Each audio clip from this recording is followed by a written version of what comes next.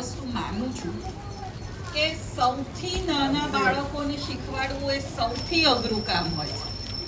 મોટા થઈ ગયા પછી એકવાર પાટી પર બધું કોરાઈ ગયા પછી શીખવાડવું એ બહુ અઘરું નથી હોતું. એટલે આપણા શિક્ષકો જ્યારે આપણા બાળકોની પાછળ આટલી મહેનત કરતા હોય તો આ બાળકો એટલા નાના છે કે સામેથી આવીને તમને કહેવાનું કદાચ એ નહીં એમનો મેળ પડે, પણ તમે પૂછતા રહેજો. અને શિક્ષકો જે પ્રેમથી, જે ભાવથી, જે વાત્સલ્યથી શીખવાડે છે, જેટલી મહેનત કરે છે, એમાંથી તમે 10 મિનિટ તમારા કામમાંથી કાઢીને એને આપશો ને તો બંનેના સહયોગથી બાળક ખૂબ આગળ વધી શકે. શાળા પ્રવેશોત્સવ અને કન્યા કેળવણીનો ઉદ્દેશ એ હતો, શરૂ કર્યું ત્યારે અને આજે પણ છે, કે શાળામાં આવવાની આપણને બીક ના લાગવી જોઈએ.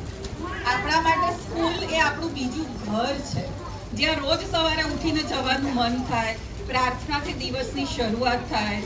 આ બધું અનેક નાના સરસ મજાના નાના સંસ્કાર મળતા જાય. જેમ તમે લોકો અત્યારે આવી રીતે શાંતિથી બેઠા છો, હું જોઉં છું કે તમને કદાચ ગરમી પણ થઈ રહી છે, તમને કદાચ એમ થાય છે કે આ બેન શું બોલી રહ્યા છે, પણ છતાંય તમે કેટલી શાંતિથી બેઠા છો. આ શિસ્ત આપણને શાળા શીખવાડે છે. રોજ સવારે આવી નાહી ધોઈ ચોખ્ખા થઈને આવવું, આ સંસ્કાર, આપણી ચોખ્ખાઈ, આપણી જાતની સ્વચ્છતા, આપણા કેમ્પસની સ્વચ્છતા. જુઓ તમારી સ્કૂલ કેટલી સરસ છે, કેટલા સરસ મજાના ઝાડ પાન વાવ્યા છે, કેટલું સરસ મેદાન છે. આવી ચોખ્ખાઈ આપણને આપણી શાળા શીખવાડે છે અને આવી જ ચોખ્ખાઈ આપણે આપણા ઘરમાં પણ રાખવાની. આ બધા નાના પાઠ આગળ જઈને તમને ખૂબ આગળ વધવામાં મદદ કરશે. આ